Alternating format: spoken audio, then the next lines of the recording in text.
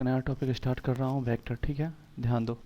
Vector के बारे में ऑलरेडी आप पहले से जानते हो। ऐसा नहीं है कि अब क्लास 12th में और वेक्टर के बारे में कुछ भी ना जान रहे हो। क्लास 11th में फिजिक्स में आपने फर्स्ट टाइम इसको देखा होगा, दैट इज़ वेक्टर के बारे में। यानी कि जो क्वांटिटी है उसको आपने फिजिकल क्वांटिटी को आपने टू पार्ट में ब्रेक किया था। एक था स्केलर और दूसरा था वेक्टर, है ना। आएंगे वेक्टर पे थोड़ा सा, बस थोड़ा सा इंट्रोडक्शन करते हैं फिर आगे बढ़ेंगे डिटेल में।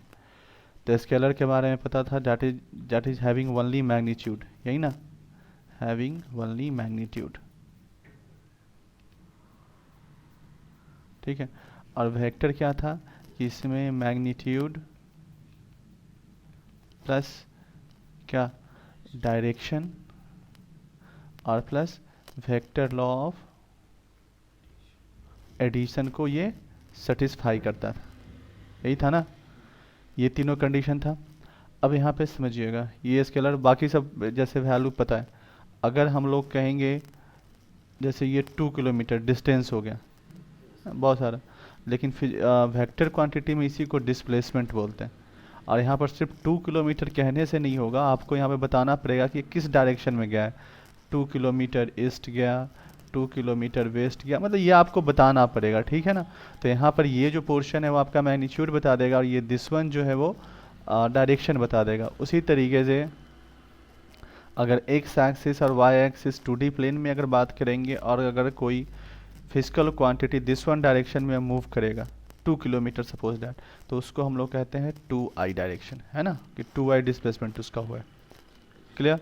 ये सारी चीज़ें बेसिक चीज़ें पता है। अब एक चीज़ और, वेक्टर को पढ़ने से को स्टार्ट करने से पहले एक चीज़ और कंटिन्यू करेंगे। देखिए आप लोगों ने पढ़ा, ये समझ में आ रहा है ना, वेक्टर लॉ ऑफ एडिशन क्या ये जानते हो? नहीं तो हम लोग अभी फ्यूचर में अभी देखेंगे किसको कहते हैं वेक्टर लॉ ऑफ एडिशन। देखिए आप लोगों ने अभी तक पढ़ा है, ज्योमेट्री में मैं बात कर रहा हूँ, 2 डायमेंशनल ज्योमेट्री, है ना। लाइक ये x कोऑर्डिनेट है, y कोऑर्डिनेट है, 2,3 एक पॉइंट हो गया, सपोज दैट 1,-5 कोई पॉइंट हो गया, है ना। ये आपने 2 डायमेंशनल ज्योमेट्री पढ़ा है। सेम चीज़ आपने एक 3 डायमेंशनल ज्योमेट्री भी पढ़ा होगा। 3 डायमेंशनल ज्योमेट्री में 3 कोऑर्डिनेट्स होते हैं, मान लीजिए 2,3,4, मान लीजिए कि ये, और वहाँ पर कोऑर्डिनेट भी चेंज हो जाते हैं, एक्स वाई, एक सेकेंड रुकिएगा, वहाँ पर कोऑर्डिनेट भी आपके चेंज हो जाते हैं। और जैसे मान लीजिए ये है आपका x है, ये आपका y है, और सपोज डैट ये आपका z है ना। तो इस एक्सिस के रिस्पेक्ट में हम लोग पॉइंट को रिप्रेजेंट करते हैं। अब वेक्टर क्या होता है, ये भी एक ज्योमेट्री का ही रिप्रेजेंटेशन, ठीक है, ये भी एक ज्योमेट्री का ही रिप्रेजेंटेशन है। ये 2,3, आप ध्यान दीजिए यहाँ पर, ये 2,3 आप लिखते हो यहाँ पर, जैसे ये फर्स्ट वाले मैं बात कर रहा हूँ, तो अगर 2, अगर आप 3 लिखते हो तो इसका मतलब आप ये समझते हो कि जो इस पॉइंट का, ध्यान दीजिएगा, इसका मतलब आप ये समझते हो कि आप x डायरेक्शन में 2 यूनिट मूव किया होगा आपने, और फिर y डायरेक्शन में 3 यूनिट आपने मूव किया होगा, तब आप यहाँ पर पहुँचे होंगे। सिमिलरली 2, 3, 4 का भी मतलब यही है कि x डायरेक्शन में 2 यूनिट, है ना, y डायरेक्शन में 4 यूनिट, और z चूंकि ये 3 डायमेंशनल प्लेन की बात करते हैं, यहाँ पर रिप्रेजेंट नहीं कर सकता हूँ, बट z के डायरेक्शन में अगर हम लोग देखें तो 4 यूनिट मूव करते हैं, और तब जा करके इस पॉइंट पर पहुँचते हैं। राइट, समझ में आ रहा है चीज़ें। उसी तरीके से अगर वेक्टर में अगर हम लोग बात करें तो जस्ट वेक्टर को भी रिप्रेजेंट, हाँ एक चीज़ और, एक और आपने पढ़ा था कॉम्प्लेक्स नंबर, है ना। कॉम्प्लेक्स नंबर में आपने देखा था कि वहाँ पर एक real play that is real axis और एक इमेजिनरी एक्सिस, ये हमारा इमेजिनरी एक्सिस होता था और ये हमारा रियल एक्सिस होता था। और अगर 2D प्लेन में अगर कोई पॉइंट 2,3 है तो यही कॉम्प्लेक्स प्लेन में इस पॉइंट का कोऑर्डिनेट हो जाता 2+i3, अगर याद हो क्लास 11th का थोड़ा भी कॉन्सेप्ट तो, ठीक है। ये सेम पॉइंट को रिप्रेजेंट करने का डिफरेंट डिफरेंट मेथड है। कॉम्प्लेक्स नंबर 2D प्लेन के लिए वैलिड है, ये 2D प्लेन के लिए, ये जो है, ये जो कॉन्सेप्ट है, ये 2D और 3D दोनों के लिए वैलिड है, ठीक है। उसी तरीके से, अब ये समझ में आ रहा है ना, इसी तरीके से हम लोग पढ़ रहे हैं वेक्टर अलजेब्रा। अलजेब्रा, और फिलहाल मैं अभी इसको ज्योमेट्री कह रहा हूँ। इसमें क्या होता है कि आप पॉइंट को रिप्रेजेंट करने का तरीका, अगर मान लीजिए एक्स एक्सिस है, वाई एक्सिस है। तो अब ध्यान दीजिएगा, जैसे कॉम्प्लेक्स प्लेन में इसको रियल कह दिया गया था, इसको रियल कह दिया गया था और इसको इमेजिनरी कह दिया गया था, उसी तरीके से वेक्टर प्लेन में एक्स एक्सिस को आई से रिप्रेजेंट किया जाता है एंड वाई एक्सिस को जनरली जे से रिप्रेजेंट किया जाता है। क्या हम लोग आई की जगह जे और जे की जगह आई लिख सकते हैं? तो फिलहाल के लिए नहीं लिख सकते। ये एक कन्वेंशन है, इंटरनेशनल कन्वेंशन है कि एक्स एक्सिस को हम लोग आई लिखेंगे और वाई एक्सिस को जनरली जे से रिप्रेजेंट करेंगे। साइंटिस्ट लोग हैं, मैथमेटिशियन का ठीक है ऑर्गेनाइजेशन है, उन्होंने डिसाइड कर लिया कि हम लोग इस तरीके से रिप्रेजेंट करेंगे। अब देखिए सेम चीज़ अगर हम लोग लिखते हैं 2,3 इन 2D प्लेन, 2D प्लेन का मतलब आप समझते हो 2 डायमेंशन एक्स वाई वाले प्लेन में, तो वेक्टर प्लेन में इसी चीज़ को रिप्रेजेंट करने का मतलब हो जाएगा 2i प्लस 3j। समझ में आ रहा है? तो बस ये रिप्रेजेंटेशन अलग हो गया। सिमिलरली अगर इसी को कॉम्प्लेक्स प्लेन में लिखेंगे तो 2 प्लस आयोटा 3, इसको ये वाला मत समझिएगा, बेसिकली ये आई कैप और जे कैप होता है। ठीक है, इसको मैं आई, भले ही यहाँ पे मैंने आई लिखा है, ऐसे ही लिख दिया है, बट ये जो होता है ये आई कैप, यहाँ पे जैसे जे कैप मैंने लिखा है उसी तरीके से यहाँ भी आई कैप होता है। ठीक है, अब ध्यान दीजिए यहाँ तक क्लियर हो गया। और इसी को अगर ये पॉइंट P है ना, अगर मान लीजिए ये कोई पॉइंट P है, ये हमारा ऑरिजिन, तो ये of course x axis y axis origin हो गया, पॉइंट P हो गया। अगर इसी पॉइंट को अगर हम लोग यहाँ से लाइन सेगमेंट से मिला दें, ठीक है, तो ये एक वेक्टर को रिप्रेजेंट करेगा। अब ये जो रिप्रेजेंटेशन है OP, इसी को मैंने कहा OP वेक्टर, इसको हम लोग पढ़ेंगे OP vector. Clear? One more thing, ये OP वेक्टर हो गया, इसका डायरेक्शन हो गया, ये OP वेक्टर हो गया, इसका डायरेक्शन हो गया O to P, यानी कि आप O से P की तरफ मूव कर रहे हैं, इसका मतलब ये हो गया O से आप P की तरफ मूव कर रहे हैं। दूसरा, अब इसके मैग्नीट्यूड की बात करेंगे, तो मैग्नीट्यूड को हम लोग लिखेंगे OP वेक्टर और इसका ये मॉडुलस। समझ में आ रहा है? OP वेक्टर इसका मॉडुलस, और ये वैल्यू हो जाएगा डैट इज OP का लेंथ, डैट इज, इसको हम लोग लिखेंगे लेंथ ऑफ OP, और इसको 2 डायमेंशनल ज्योमेट्री यहाँ पे लगाएंगे, यानी कि एक्स स्क्वायर वाई स्क्वायर का स्क्वायर रूट। समझ में आ रहा है? यानी कि OP वेक्टर दे दिया है तो दिस वन तरीके से लिखेंगे। अब देखिए डायरेक्शन O to P लिख दे, डायरेक्शन को फिर से हम लोग अब डिफाइन करते हैं। डायरेक्शन अगर O to P अगर हम लोग लिख दे रहे हैं, X and axis and Y axis दे रखा है, तो O to P से डायरेक्टली जस्ट मैंने कह दिया O to P, तो इससे आप वेक्टर को एग्जैक्टली ड्रॉ नहीं कर पाओगे, इससे बस एक आइडिया मिलेगा, एक सेंस मिलेगा। एक नया मैंने वर्ड इंक्लूड किया, सेंस। ठीक है, मैंने एक नया वर्ड अभी इंक्लूड किया है सेंस। अभी थोड़ी देर के बाद जब हम लोग बुक पे पहुंचेंगे तो वहाँ पे सारी चीज़ें मैं डिस्कस करूँगा। O to P जो है वो कुछ नहीं, बस एक सेंस को शो कर रहा है। ये जो है ना O to P एक सेंस को शो रहा है, एग्जैक्ट डायरेक्शन को शो नहीं कर रहा है। तो एग्जैक्ट डायरेक्शन को कैसे शो करेंगे? तो एग्जैक्ट डायरेक्शन के लिए हम लोग मान लेंगे कि ये जो एंगल है वो थीटा है, एंटी क्लॉकवाइज डायरेक्शन में एक्स एक्सिस के साथ थीटा एंगल बना रहा है।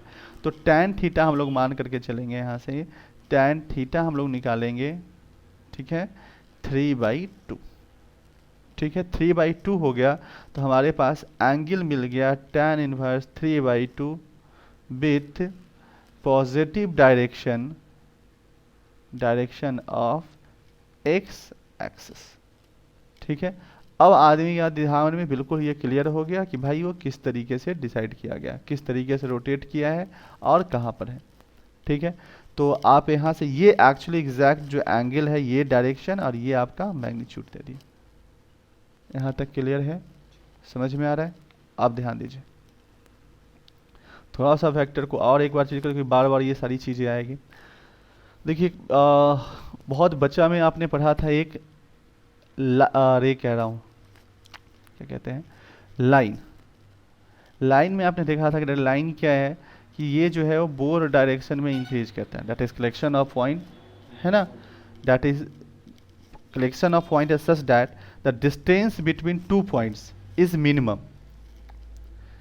लाइन जो है वो कलेक्शन ऑफ पॉइंट है सच दैट कि दो पॉइंट के बीच का जो डिस्टेंस है वो मिनिमम है। अगर मैं ये इसी तरीके से बनाता तो ये दोनों पॉइंट का जो डिस्टेंस है, अरे यार, वो मिनिमम नहीं रहता। मिनिमम इस दो पॉइंट के बीच में डिस्टेंस तभी होगा जब ये इस तरीके से कनेक्टेड होगा। समझ में आ रहा है? तो ये लाइन सेगमेंट हो गया, line not line segment, line हो गया। और लाइन के बारे में आपने पढ़ा था कि ये बोथ डायरेक्शन में इंक्रीज करता है, यानी कि एरो जो है वो बोथ साइड है। उसके बाद हमने देखा था ये लाइन हो गया। उसके बाद हमने देखा था एक आया था रे। रे में क्या होता है कि उसका एक जो पॉइंट है वो फिक्स्ड होता है, दूसरे डायरेक्शन में वो इनफाइनाइटली इंक्रीज करता है, ये इंक्रीज करते ही चला जाता है। रे का भी लेंथ फिक्स्ड नहीं होता है।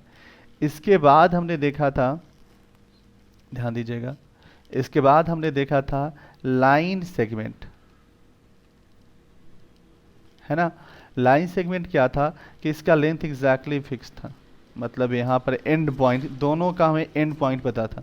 लाइन में किसी का भी एंड पॉइंट नहीं पता था। रे में एक एंड पॉइंट पता था, दूसरा एंड पॉइंट नहीं पता था। लाइन सेगमेंट में दोनों एंड पॉइंट आपको पता होगा, इसमें आपका जस्ट एक एंड पॉइंट पता है। समझ में आ रहा है? अब इसी चीज में एक नया टर्म आ गया, वेक्टर। ठीक है, वेक्टर में क्या होता है कि इसका दोनों एंड पॉइंट बेसिकली पता होता है, दोनों एंड पॉइंट पता होता है, दोनों, यानी कि लेंथ इसका बिल्कुल फिक्स्ड होता है। ठीक है, इसका मतलब ये हो गया कि इसका जो लेंथ होता है वो फिक्स्ड होता है। लेकिन इसमें डायरेक्शन होता है। डायरेक्शन कहने का मतलब, अगर मैंने यहाँ पर एरो इस डायरेक्शन में लगा दिया तो इसका मतलब ये है कि जो वॉकिंग जो पर्सन को जो मूव कर रहा है, अगर मैं ऐसा लिखता हूँ ए बी, ठीक है, देखिए यहाँ, तो अगर दिस वन अगर मैं लिखता हूँ, है ना, तो आपका मतलब ये हो गया कि आप फ्रॉम ए टू बी आप मूव कर रहे हो और लेंथ बिल्कुल एग्जैक्टली इसका फिक्स है। सिमिलरली अगर मैं लिखता हूँ बी टू ए, तो बी टू अगर मैं ए लिखूंगा तो इसका मतलब ये हो जाएगा कि ये कोई लाइन सेगमेंट होगा ए से बी, जिसमें जो कोई पर्सन है वो बी से ए की तरफ मूव किया होगा। ठीक है, फ्रॉम बी टू ए, ये बेसिक चीज़ें है बट ये चीज़ फ्यूचर में पता चलेगा। ठीक है, अब यहीं पर एक चीज़ देखिएगा, अगर ए बी का लेंथ, ध्यान दीजिए, अगर ए बी का लेंथ सपोज डैट एल है, ऐसे लिख दूं मैं, यहाँ पे थोड़ा सा लिख देता हूँ, लेंथ ऑफ ए बी अगर एल है, ठीक है, तो अगर ए से बी के डायरेक्शन को अगर हम लोग पॉजिटिव लेकर के चल रहे हैं, एंड रुको इसको थोड़ा सा मैं नीचे लिख देता हूँ, let length of A B equal to L and direction from A to B जो है हम लोग पॉजिटिव लेके चल रहे हैं, तो इसका मतलब ये हो जाएगा, ध्यान दीजिएगा, इसी चीज़ को डिफाइन करने के लिए कि अगर मैं ए बी लिखूँगा, अगर मैं ए बी लिखूँगा तो यहाँ पर हमें सिंपली एल लिखना पड़ेगा, और अगर मैं बी से ए की तरफ जाऊँगा तो उस समय इसे हमें माइनस एल लिखना पड़ेगा। समझ में आ रहा है? ये प्लस और माइनस, ध्यान दीजिए, ये जो प्लस और जो माइनस है, ध्यान देना, ये जो प्लस और जो माइनस है वो क्वांटिटी को नहीं बता रहा है, फिर से ध्यान दीजिएगा, ये जस्ट आपके डायरेक्शन को शो कर रहा है, ये जस्ट आपके डायरेक्शन को शो कर रहा है। इसको मैं फिर से रिपीट करूंगा, कैसे समझिएगा, जैसे नॉर्मल स्केलर क्वांटिटी में, मैं फिर से अब थोड़ा सा पढ़ा रहा हूँ, स्केलर क्वांटिटी में अगर कोई 2 लिखता है और कोई -2 लिखता है और पूछता है कि इसमें कौन ग्रेटर है और कौन लेस देन है, कौन ग्रेटर दोनों में वैल्यू है, तो ये वाला वैल्यू जो होगा वो ग्रेटर देन हो जाएगा। ये कॉमा था, हटाइए इसको, 2 वाला जो वैल्यू होगा वो ग्रेटर देन हो जाएगा। लेकिन अगर आपको याद होगा एंगल वाला फॉर्म, अगर मैं लिखता हूँ, ध्यान दीजिए, अरे यार, अगर मैं लिखता हूँ 30 डिग्री और मैं लिखता हूँ -30 डिग्री और मैं पूछ रहा हूँ इस दोनों में ग्रेटर कौन है, तो कौन ग्रेटर वैल्यू है बताइए थोड़ा सा। यहाँ पर भी इस दोनों का जो वैल्यू है, मैग्नीट्यूड है, वो दोनों सेम है। ये जस्ट जो प्लस और माइनस है ये दोनों बिल्कुल इक्वल है, बस समझ में आ रहा है ना। मैग्नीट्यूड जो है जो है इस दोनों का इक्वल है, डायरेक्शन अलग अलग है। क्या कहने का मतलब, 30 डिग्री प्लस 30 डिग्री कहने का मतलब है कि कोई आदमी जो है वो एंटी क्लॉक वाइज डायरेक्शन में 30 डिग्री गया होगा, और इसका मतलब है कोई आदमी -30 डिग्री यानी कि क्लॉक वाइज डायरेक्शन में गया होगा। उसी तरीके से अगर कोई लिखता है वेक्टर में, अगर लिखता है 2i और कोई लिखता है -2i, तो ये क्या है, दोनों का मैग्नीट्यूड सेम है, बस सेंस ऑफ डायरेक्शन जो है, सेंस ऑफ मूविंग डायरेक्शन है वो डिफरेंट डिफरेंट है। 2i कहने का मतलब जो पर्सन है, कोई अगर पर्सन यहाँ पर था, कोई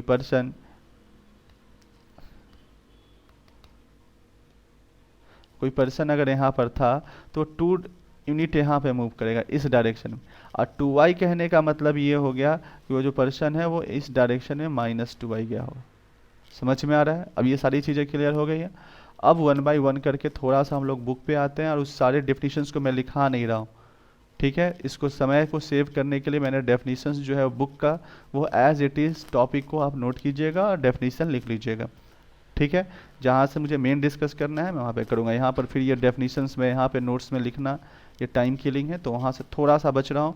वो हर टॉपिक को मैं वहाँ पे आपको डिस्कस करता जाऊँगा, ठीक है। देखिए यहाँ पे हम लोग देख रहे हैं लेन, पहले तो सबसे पहले यहाँ से इसने स्टार्ट किया डेफिनेशन ऑलरेडी मैंने बता दिया है, बट फिर भी यहाँ से आप देख लीजिएगा कि डेफिनेशन उसने का क्या है। ये स्केलर क्वांटिटी और वेक्टर क्वांटिटी का यहाँ पर से डेफिनेशन लिख दिया है, यहाँ से आप नोट डाउन कर सकते हैं, ठीक है। अब देखिए यहाँ से लेंथ के बारे में मैंने ऑलरेडी आपको डिस्कस कर दिया, वेक्टर के लेंथ के बारे में मैंने ऑलरेडी आपको यहाँ पर डिस्कस कर दिया है। एक सेकेंड,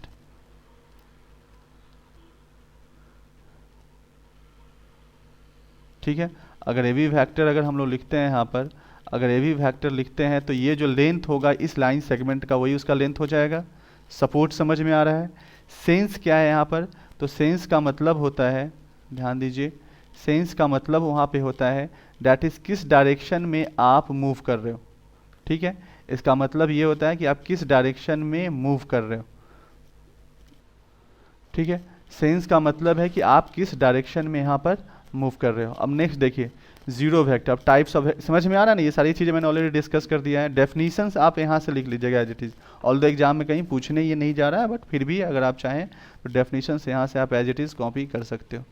अब देखो जीरो और नल वेक्टर, जीरो और नल वेक्टर का जो कॉन्सेप्ट है ये बेसिकली वेक्टर के कॉन्सेप्ट को डिफाइन करने के लिए। जीरो वेक्टर का मतलब होता है कि आप कहीं भी मूव नहीं कर रहे। जस्ट वेक्टर का मतलब आप एक तरीके से मान के चलिएगा कि कोई पर्सन जो है वो किसी पार्टिकुलर डायरेक्शन में मूव कर रहा है।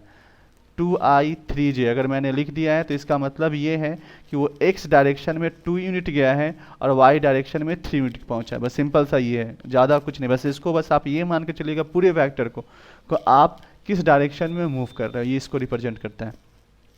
अब आते हैं जीरो और नल वेक्टर। तो अगर आप देखोगे तो यहाँ पे कह रहा है vector whose magnitude is zero is called zero और नल वेक्टर, है ना? समझ में आ रहा है?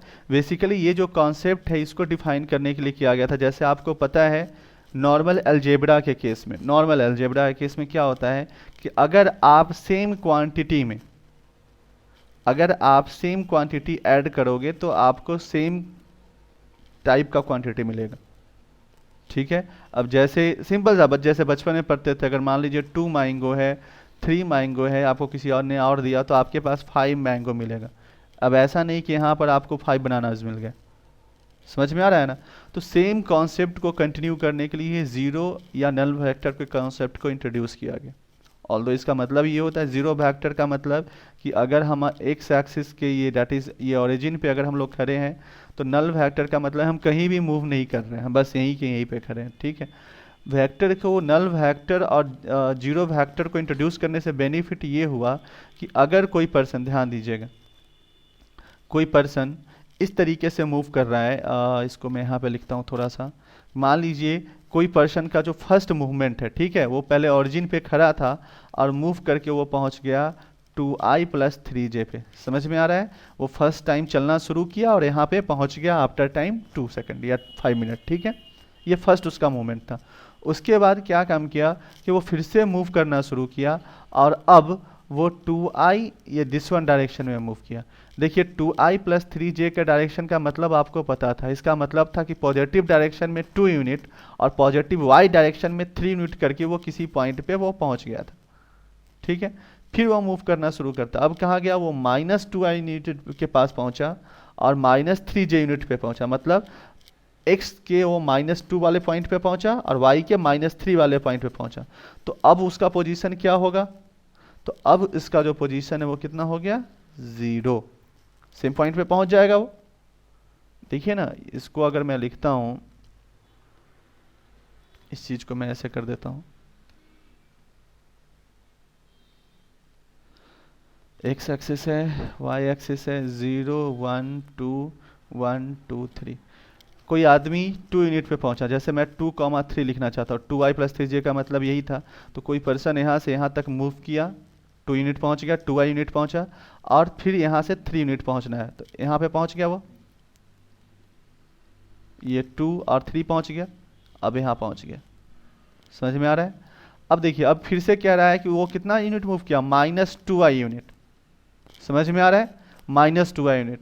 तो अब यहाँ पे पहुंच गया है इस पॉइंट पे, तो -2i कहने का मतलब क्या कि ये, अगर आप ध्यान दीजिएगा, अगर ये रेड मैं ग्रीन कलर से बना रहा हूँ यहाँ पर, अगर इस डायरेक्शन में अगर आप मूव कर रहे हो पॉजिटिव, ये पॉजिटिव डायरेक्शन काउंट होगा।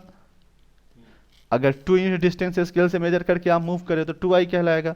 अगर -2i जाना है यहाँ से पहुँचने के बाद, तो आप x एक्सिस के पैरेलल ही आप मूव कीजिएगा।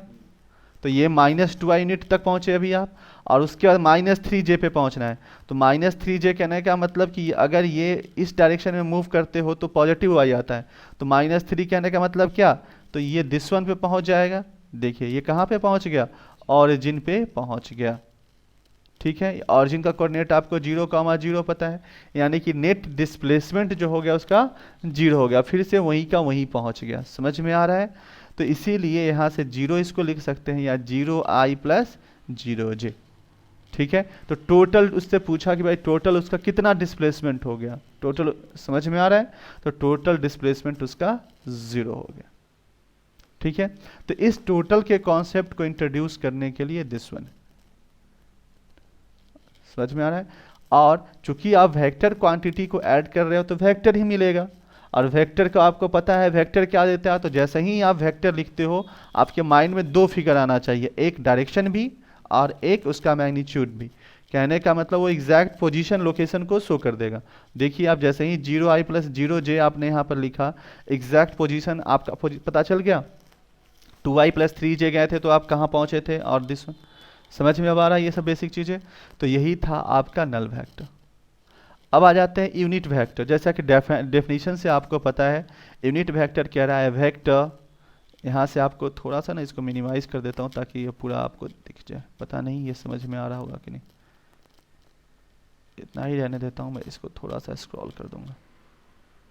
देखिए यूनिट वेक्टर का मतलब है वेक्टर हुज मॉडुलस यूनिटी। समझ में आ रहा है? बस यही, मैं उसका मैग्नीट्यूड जो होता है 1 होता है। जैसे नल वेक्टर की अगर हम लोग बात करते हैं, जैसे कि नल वेक्टर की हम लोग बात करते हैं तो उसका मैग्नीट्यूड कितना था, 0। समझ में आ रहा है? उसी तरीके से यूनिट वेक्टर का जो मैग्नीट्यूड होगा वो जो है आपका 1 होगा। ठीक है, तो वो आपका जैसे मान लीजिए आपका कोई वेक्टर मान लीजिए दे दिया xi प्लस yj। ओके, तो अगर यूनिट वेक्टर पूछेगा, यूनिट वेक्टर का मतलब अगर ये है कि नहीं है, इफ कह देगा कि इफ भी जो है यूनिट वेक्टर है, मान लीजिए थोड़ी देर के लिए, तो इसका मैग्नीट्यूड हो जाएगा x² प्लस y² का स्क्वायर रूट। अगर ये 1 के इक्वल है तो हमारा यूनिट वेक्टर है, अदरवाइज नहीं। समझ में आ रहा है? अब आते हैं like vector and unlike vector. अब समझिएगा, अभी थोड़ी देर के बाद इसका स्केलर क्वांटिटी से मल्टीप्लिकेशन देखेंगे, बट फिलहाल अभी देखिए like vector and unlike vector. समझ में आ रहा है? अब देखिए लाइक वेक्टर में क्या होगा कि जिसका डायरेक्शन सेम हो, और अनलाइक का मतलब उसका डायरेक्शन अपोजिट हो। जैसा इसलिए like vectors are said to be क्या, they have the same sense of direction. Same sense of direction मतलब सेम डायरेक्शन में मूव कर रहा है, तो लाइक वेक्टर होगा। और अगर समझ में आ रहा है ना, vector are said to be same direction जो है वो है आपका लाइक वेक्टर कहलाएगा, और जो अपोजिट है वो अनलाइक वेक्टर कहलाएगा। हो जाएगा कोलिनियर और पैरेलल वेक्टर्स।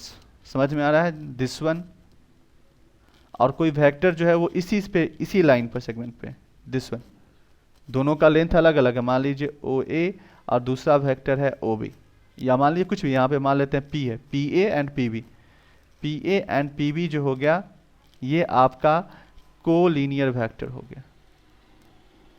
ठीक है, ये जो है आपका समझ में आ रहा है ना, कोलिनियर मतलब एक ही लाइन सेगमेंट पे वो लाई कर रहे हैं। अब कोलिनियर वेक्टर का जरूरी नहीं है कि मैग्नीट्यूड सेम हो, यानी कि अगर हम लोग देखें यहाँ पर तो पी ए का magnitude not equal to P B हो भी सकता है, मे और मे नॉट।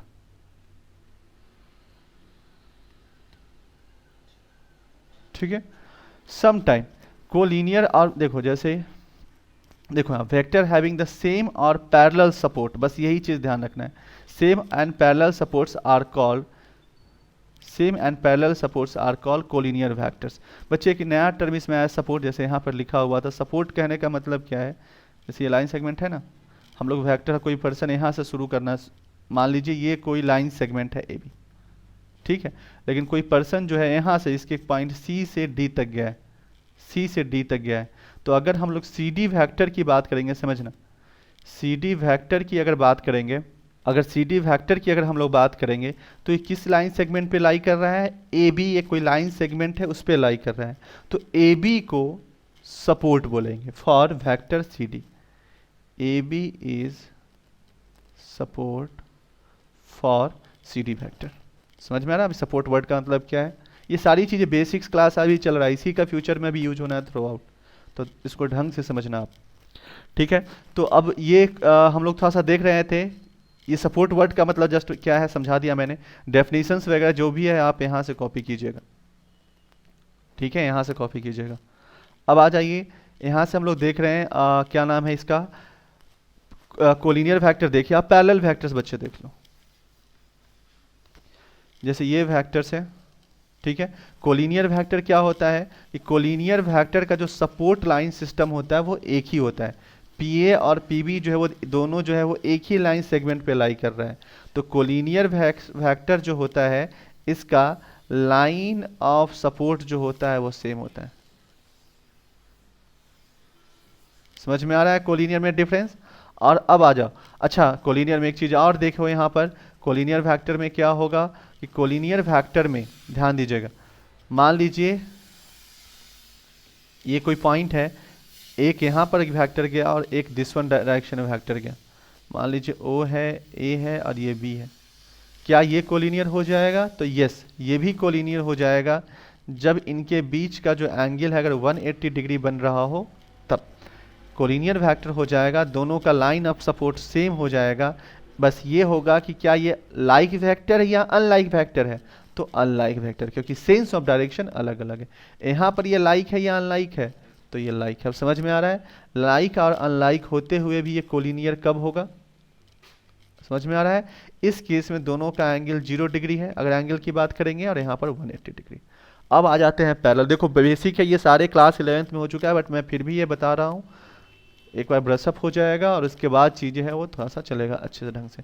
ये वीडियो को आप बार बार देखिएगा, इसमें मैं डेफिनेशंस नहीं लिखा रहा हूँ, सब डेफिनेशंस इस साइड है, तो इसी को बार बार रिपीट करने की कोशिश कीजिएगा और खुद से नोट्स बनाने की कोशिश कीजिएगा कि कब हम लोग वहाँ पे लाइक वेक्टर कर रहे हैं, कब अनलाइक कह रहे हैं। एग्जाम्पल्स जो है ऑडियो आप वीडियो देख ही रहे होंगे तो आपको समझ में आ जाएगा। अब मैं बात कर रहा हूँ पैरेलल वेक्टर्स की, ठीक है। तो पैरेलल वेक्टर्स है हमारा, एक एक पॉइंट में डिस्कस कर दे रहा हूँ। वेक्टर्स क्या है बच्चे? देखो पैरेलल वेक्टर्स क्या होता है कि दिस वन, जैसे ये वेक्टर, ठीक है, इनका लाइन ऑफ सपोर्ट सेम नहीं होता है, इनका लाइन ऑफ सपोर्ट सेम नहीं होता, बट जैसे जैसे पैरेलल लाइन का डेफिनेशन था कि वो थ्रू आउट उनके बीच का जो मिनिमम ये जो डिस्टेंस चलता है वो कांस्टेंट रहता, तो उसी तरीके से पैरेलल के जो लाइन ऑफ सपोर्ट के बीच का जो डिस्टेंस है, ये लाइन ऑफ सपोर्ट इनका हो गया, ये इनका लाइन ऑफ सपोर्ट हो गया, तो इनके बीच का जो डायरेक्शन होगा वो, सॉरी डायरेक्शन क्या, डिस्टेंस, वो कांस्टेंट होगा। समझ में आ रहा है? आगे बढ़ सकते हैं। अब देखिए कोई, अब यहाँ से एक देखिए को इनिशियल वेक्टर, को इनिशियल वेक्टर का कॉन्सेप्ट समझिएगा यहाँ से। अब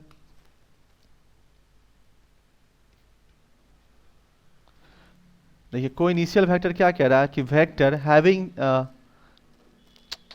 कहाँ गए, ये देखिए पहले तो पैरेलल वेक्टर का आप ये डेफिनेशन यहाँ से देख लीजिएगा, ये वाला, ठीक है। अब जो हम लोग डेफिनेशंस देख रहे हैं, को इनिशियल वेक्टर का डेफिनेशन। को इनिशियल वेक्टर का डेफिनेशन क्या लिखा है देखिएगा, कह रहा है vector having the same initial point are coinitial vector. जैसे कि आपको बचपन में याद होगा कि एक पॉइंट से इनफाइनाइट लाइन ड्रॉ कर सकते हैं, है ना, इनफाइनाइट लाइन ड्रॉ कर सकते हैं। उसी तरीके से किसी एक पॉइंट से हम लोग इनफाइनाइट वेक्टर्स को ड्रॉ कर सकते हैं। मान लीजिए ये पॉइंट है हमारा P, तो इससे हम लोग ड्रॉ कर सकते हैं PA, PB, PC। मान लीजिए ये वेक्टर है PD, यहाँ तक गए, ये वेक्टर है PE, ये वेक्टर है PF। आपको पता है जैसे ही मैंने वेक्टर कहा तो PA का लेंथ कांस्टेंट होगा, PB का लेंथ कांस्टेंट होगा, 1 यूनिट मान लीजिए, ये 5 यूनिट मान लीजिए, ये 2 यूनिट मान लीजिए। इस तरीके से ये सारी चीज़ें कांस्टेंट होंगी लेंथ। बट इन सब में कॉमन क्या है कि सबका जो ओरिजिन पॉइंट है, जो सबका जो मेन जहाँ से वो मूव करना शुरू करता है, वो सबका कॉमन पॉइंट है P। तो सारे वेक्टर पॉइंट P से ओरिजिनेट हुए हैं, इसीलिए इनको को इनिशियल वेक्टर्स बोलते हैं। समझ में आ रहा है, ये आपका को इनिशियल वेक्टर हो गया। डेफिनेशन ऑलरेडी आपने देख लिया, यहाँ पर डेफिनेशन इसका है कि vector having the same parallel supports are called this one, ठीक है। अब ध्यान दीजिए, पैरेलल सपोर्ट कर रहा हूँ, the vector having the same initial points are called coinitial vectors. अब इसी तरीके से एक टर्म देखेंगे, को टर्मिनल वेक्टर्स।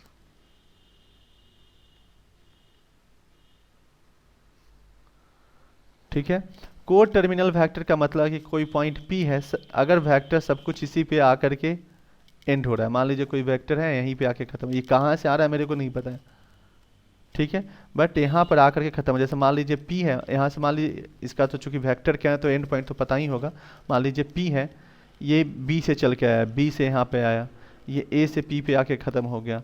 मान लीजिए कोई यहाँ पर है C से P पे आके ख़त्म हुआ, कोई मान लीजिए पॉइंट D से चल करके P पे ख़त्म हुआ। तो ये सारे वेक्टर्स जो हैं वो पॉइंट P पे जा कर के एंड हो जा रहे हैं, मतलब कि सबका जो स्टार्टिंग पॉइंट है वो डिफरेंट। कोई पर्सन C पॉइंट से चला बट P पॉइंट पे जाके ख़त्म हो गया, कोई पर्सन A पॉइंट से चला और P पे ख़त्म हुआ। समझ में आ रहा है ना। तो जब उनका एंडिंग पॉइंट जो है वो सेम होगा तो वो को टर्मिनल वेक्टर्स होगा। ये कुछ क्वेश्चंस में ये सारे वर्ड वो यूज करेगा, इसीलिए ये सारे टॉपिक मैं डिस्कस कर रहा हूँ, अदरवाइज डायरेक्टली क्वेश्चन में आ जाता। तो को टर्मिनल को ये सारी चीज़ें समझ में आ गया। देखता हूँ नेक्स्ट है क्या ये, हाँ ठीक है, ये को इनिशियल वेक्टर आ गया, ये को टर्मिनल वेक्टर हो गया, ठीक है। व्हेन यहाँ पे मैं लिख देता हूँ, when different vectors end at end, और इसी को लिख सकता हूँ मैं terminate at same points, then such vectors are called co-terminal vector। समझ में आ रहा है, ये डेफिनेशन को टर्मिनल का क्लियर हो गया। इसमें नहीं लिखा है, अगर हो सकता है आगे दिया हो अलग बात है। अब देखिए को इनिशियल का मैंने ऑलरेडी दे रखा है, को टर्मिनल का वेक्टर क्या है लिख दिया है। अब आ जाइए 6th पॉइंट में, अब कह रहा है को प्लेनर वेक्टर। देखिए इसको समझिएगा, को प्लेनर वेक्टर्स, को लीनियर वेक्टर्स, ये सारे टर्म जो है वो बार बार क्वेश्चन में रिपीट होता है। को प्लेनर तो बहुत ज़्यादा यूज होता है। को प्लेनर का मतलब क्या है, देखो सिंपल सी बात है, अगर दो लाइन दे रखा है, दो लाइन सेगमेंट दे रखा है और ये पूछ रहा है, अभी वेक्टर बाद में देखना, वेक्टर लाइन अब एक तरीके से सबको एक जैसा समझो, बस वेक्टर में डायरेक्शन मैग्नीट्यूड फिक्स है, लाइन का क्या डायरेक्शन और मैग्नीट्यूड फिक्स नहीं, ठीक है। तो देखो को प्लेनर वेक्टर्स पूछ दे कहीं पर, या को प्लेनर लाइंस पूछ दे, मैं वेक्टर्स पूछ रहा हूँ या फिर लाइन का यहाँ पर कॉन्सेप्ट समझा रहा हूँ, ठीक है। जब हम लोग 3 डायमेंशनल प्लेन पढ़ेंगे तो वहाँ पर को प्लेनर लाइंस के बारे में पूछेगा कि भाई ये को प्लेनर लाइंस है कि नहीं है। वहाँ पे पूछेगा 3D में पूछेगा को प्लेनर वेक्टर्स है कि नहीं है। इस तरीके से क्वेश्चन पूछ सकता है। तो को प्लेनर वेक्टर्स या लाइन कैसे डिसाइड करेंगे, तो देखो ये स्क्रीन बोर्ड पे आपको ये ब्लैक पेज दिख रहा है, ठीक है।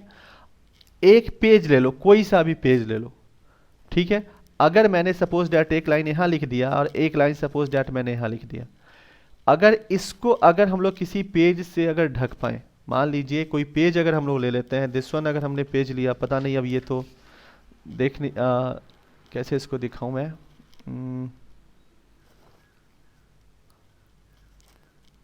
चलिए, मान लीजिए कि मैंने ये वाइट पेज जो है इसको ले लिया है। ठीक है, स्क्रीन पे दिख रहा होगा ये वाइट पेज है ना, ये जो पीडीएफ मैंने खोला है अभी। एक सेकेंड रुकिएगा।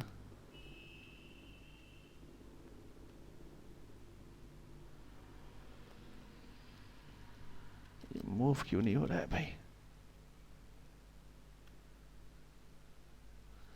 एक सेकेंड रुकिए आप लोग। ठीक है, देखो ये वाला जो है मैं समझ लो एक तरीके से कि ये आपका वाइट पेज है। ये आपका वाइट पेज है। ठीक है, अगर दो लाइन दे रखा है, ये कोप्लानर है कि नहीं, ये कहीं भी अगर उसको आप सिंगल पेज से अगर आप उसको हाइड कर पाते हो, सिंगल पेज से अगर आप उसको हाइड कर पाते हो, ये पेज के लेंथ पे मत जाइएगा, पेज आपका इनफाइनाइट लेंथ का है। ठीक है, तो वो जो है सिस्टम आपका कोप्लानर लाइन या कोप्लानर प्लेन हो जाएगा। ठीक है, सॉरी कोप्लानर लाइन हो जाएगा। मान लीजिए मैंने एक लाइन सेगमेंट यहाँ ड्रॉ किया, ये 3 लाइन सेगमेंट है, क्या ये कोप्लानर लाइन है? तो बस एक पेज उठाइए और उस तीनों लाइन को एक बार पेज से ढकने की कोशिश कीजिए। ये रियल लाइफ में मैं बता रहा हूँ। ठीक है, मैथमेटिकली कैसे फाइंड करेंगे, ये कैलकुलेशन के थ्रू फाइंड करेंगे जो फ्यूचर में देखेंगे। लेकिन कोप्लानर फैक्टर, कोप्लानर लाइन का मतलब क्या सेंस दिमाग में आना चाहिए ये चीज़, कि अगर उसको किसी पेज से अगर हम लोग ढकना चाहें तो वो हमारा जो है वो एक कोप्लानर वेक्टर हो जाएगा। ठीक है, तो ये तीनों जो है हमारा कोप्लानर लाइन कह लो या वेक्टर है कह लो। अब मान लो कोई एक पेन ले लो, कोई एक पेन ले लो और उसको आप, जैसे ये आप, मैं लैपटॉप स्क्रीन पे भी पढ़ा रहा हूँ, तो ये ब्लैक वाला जो है ना उसको आप एक प्लेन मान करके चलो। मान के चलो कि ये जो है दिस वन तक मैंने ड्रॉ किया है और ये जो है वो एक्स एक्सिस प्लेन था और ये आपका वाई एक्सिस प्लेन था। ठीक है, तो ये तीनों लाइन जो है एक्स वाई प्लेन में लाई कर रहा है, वाई जेड प्लेन भी हो सकता है, वो देखेंगे फ्यूचर में। फिलहाल ये कोप्लानर है। अब मान लीजिए कोई एक पेन लेते हैं, अपने हाथ में पेन लीजिए और उसको आप अपने फ़ोन के स्क्रीन पे या लैपटॉप के स्क्रीन पे बिल्कुल परपेंडिकुलर ड्रॉ कर लीजिए, उसको बिल्कुल परपेंडिकुलर उसको रख लीजिए। ठीक है ना, परपेंडिकुलर पेन तो रखने आ जाएगा। ठीक है, स्क्रीन के फ़ोन है या जो भी है लैपटॉप, उसके परपेंडिकुलर स्क्रीन पे रखिए। अब देखिए क्या, अब जो आपका जो वाइट पेज था उससे आप ये जो 4 लाइन्स एक तरीके से हो गए, जो परपेंडिकुलर पेन आपने जो लिखा है इस पे, उसको एक 4th लाइन की तरह ट्रीट कीजिए, इमेजिन कीजिए। तो क्या देखिए, क्या इस सिंगल पेज से, क्या इस सिंगल पेज से आप ऑल 4 लाइन को ड्रॉ कर सकते हो, दैट इज हाइड कर सकते हो? तो आंसर होगा नहीं। आप ये तीनों को तो हाइड कर सकते हो लेकिन जो पेन है वो आपका हाइड नहीं होगा। तो इस केस में आपका ये ऑल 4 लाइन जो है वो कोप्लानर नहीं होगा। अब देखिए, अब ध्यान से समझिएगा, अगर मान लीजिए कि मैं जस्ट अब इस पे बात कर रहा हूं, अब मैं जस्ट इस पे बात कर रहा हूं, ये रेड वाला, ग्रीन वाला और आपके हाथ में अभी भी पेन है जो परपेंडिकुलर टू स्क्रीन है आपके। तो देखिए, तो क्या अभी भी इसको आप हाइड कर पाओगे? तो नहीं। ठीक है, यानी कि ये जो दोनों लाइन है ग्रीन वाला और रेड वाला, वो जो है वो आपका क्या हो गया, कोप्लानर हो जाएगा, लेकिन आपका जो पेन है वो आपका कोप्लानर नहीं हो पाएगा। यहां तक भी समझ में आ गया? अब देखिए, आपका जो पेन है ना उसको उठा करके, जो पेन है आपका उसको उठा करके आप रेड वाले पे लाइन पे रख दीजिए और बाकी ये सबको भूल जाइएगा, बाकी ये सबको भूल जाइएगा। ठीक है, अब पेन और ये दिस वन को ले लीजिए और अब कोई पूछ रहा है पेन को आपने एग्जैक्टली आपने यहाँ पे रखा है, इसका जो ये जो टिप दिख रहा है इस पे रख करके आपने बिल्कुल स्क्रीन के परपेंडिकुलर कर दिया। वो आपको खुद से भाई करना पड़ेगा जब फोन में आप देखोगे घर पे। ठीक है, तो अब देखो कि अब जस्ट मैं बात कर रहा हूँ रेड लाइन और जो भी आपके हाथ में पेन है उस पे। ठीक है, तो देखो तो क्या ये एक दूसरे के क्या कहता है, क्या ये कोप्लानर है पेन और ये रेड लाइन, क्या ये कोप्लानर है? तो अब देखिए, अब समझिएगा, यहाँ से पेन जो रखने दैट इज जो पेज हम लोग उठा रहे हैं वहाँ से ये सिर्फ रेड पेज को, रेड लाइन को ढक पा रहा है। तो देखने से क्या लग रहा है हमारा कि ये जो सिस्टम है ये कोप्लानर हमारा नहीं होगा। लेकिन फिर से मैं रिपीट कर दूं कि हम लोग जो बात कर रहे हैं वो रेड लाइन ओनली एंड जो आपके हाथ में जो पेन है जो परपेंडिकुलर टू स्क्रीन है।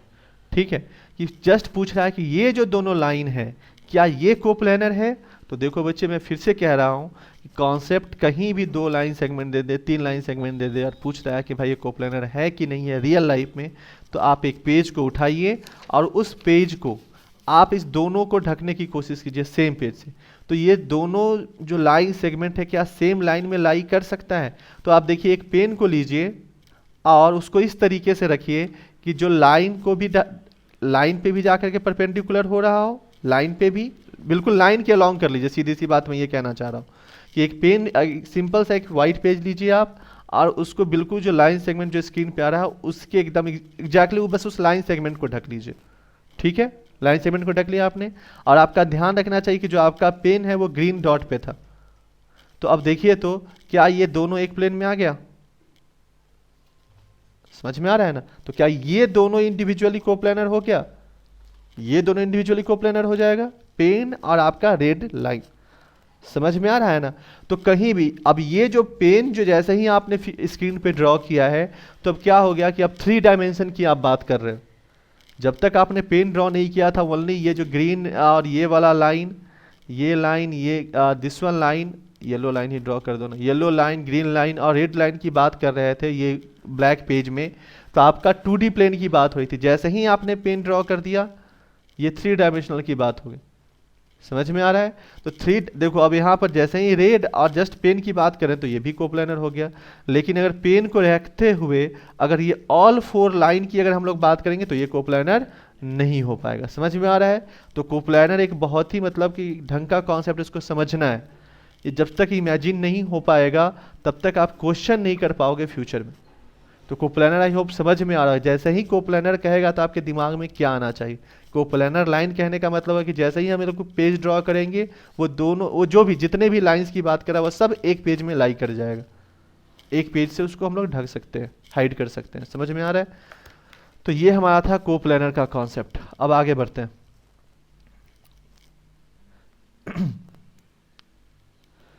चलो बच्चे, अब बात यहां से हो रहा है को टर्मिनल वेक्टर्स।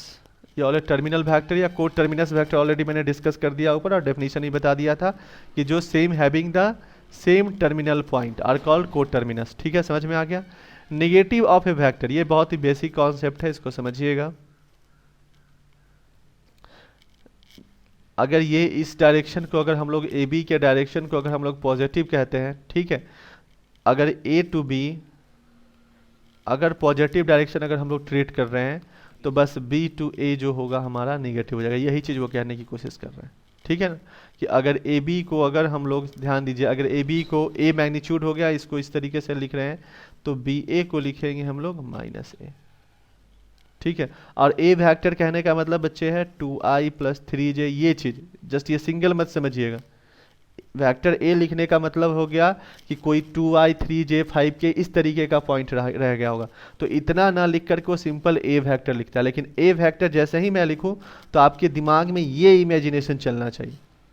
ठीक है, जैसे ही मैं वेक्टर ए लिखता हूं तो आपके दिमाग में ये इमेजिनेशन चलना चाहिए। 3j 4k ये इस तरीके से काम होना चाहिए। समझ में आ रहा है? जैसे ही आप इस तरीके से दिमाग में एक्सपेंशन होना चाहिए। क्लियर हो रहा है? माइनस ए कहने का मतलब ये पूरा का 2i + 3j, यानी कि वो जो पर्सन है वो यहाँ पर ये j है और ये इस डायरेक्शन में मूव किया होगा। समझ में आ रहा है ना? अपोजिट डायरेक्शन में वो मूव किया होगा। आई होप समझ में आ रहा होगा। अब रेसिप्रोकल ऑफ वेक्टर, यार देखो ये इसमें कुछ नहीं है। इसका जो मैग्नीट्यूड हो जाता है vector having the same direction, अगर मैं ए बी लिखता हूं, ए से बी मैं कोई वेक्टर लिखता हूं, ए बी वेक्टर लिखता है, यानी कि हम ए से बी तक गए। ठीक है, और इस वेक्टर का जो मैग्नीट्यूड है समझिएगा, वो मान लेते हैं हमारा वेक्टर ए था, तो ए बी वेक्टर का जो मैग्नीट्यूड है वो है मॉड ए। ठीक है, रेसिप्रोकल फैक्टर क्या होता है? रेसिप्रोकल में वेक्टर्स, इसमें क्या कहता है? Just having same sense of direction. ठीक है, बट अगर इसका रेसिप्रोकल कहेंगे बट मैग्नीट्यूड जो हो जाएगा वो हो जाएगा 1/this one। बस यही चीज समझना। इस ए बी वेक्टर का जो मैग्नीट्यूड था वो दिस वन था, और अगर ए बी का reciprocal vector of A B अगर मैं बात करूंगा तो ये क्या होगा, सेंस सेम होगा, मतलब वो सेम डायरेक्शन में जाएगा बट मैग्नीट्यूड दिस वन हो जाएगा। यानी कि कोई एक नया वेक्टर मिल जाएगा, समझना, कोई एक नया वेक्टर मिल जाएगा, ये दिस वन, मैं मान लेता हूँ कि ये जो नया वेक्टर है वो सी डी, ठीक है, जो सेम डायरेक्शन है, मतलब सेम डायरेक्शन में मूव कर रहा है, बट उसका मैग्नीट्यूड जो हो जाएगा इसका रेसिप्रोकल होगी। ए था, अगर 2 था तो अब उसका जो मैग्नीट्यूड हो गया 1/2 है। अगर मान लीजिए 3 था तो उसका मैग्नीट्यूड 1/3 है। अगर मान लीजिए 1/2 था तो उसका मैग्नीट्यूड अब नया वाले का 2 हो जाएगा। समझ में आ रहा है ये चीज़ें? रेसिप्रोकल फैक्टर समझ में आ गया? हाँ, सॉरी, रेसिप्रोकल फैक्टर समझ में आ गया। अब आते हैं लोकलाइज्ड। देखो ये स्टेटमेंट नहीं, ये सब चीज़ें थोड़ा सा याद रखना। जैसे यहाँ पे यूनिट नोट में जो लिखा है, a unit vector is a self reciprocal, ये ना ऑब्जेक्टिव क्वेश्चन भी है, इस तरीके से क्वेश्चन पूछ सकता है। ठीक है, ये जो भी नोट है वो सब चीज़ को ध्यान रखना, ऑब्जेक्टिव क्वेश्चन में पूछ देगा वहाँ पे। ठीक है, अब ध्यान दो, कहाँ जा रहे हैं। अब हम लोग देखते हैं लोकलाइज्ड एंड फ्री वेक्टर्स। ठीक है, देखो फ्री वेक्टर ये बहुत ही इंपॉर्टेंट है और इसका मतलब समझना।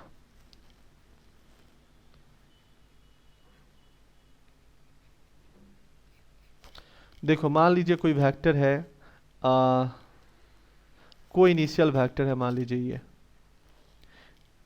लीजिए ये है ए बी सी, कोई इनिशियल का मतलब समझ में आ रहा है, एक जगह से स्टार्ट हुआ। फ्री वेक्टर क्या होता है, वो किसी, जैसे ए सी है ना, फ्री वेक्टर क्या होता है, जिसका magnitude and sense of direction same होता है। Free vectors having same sense of direction and magnitude, ठीक है, but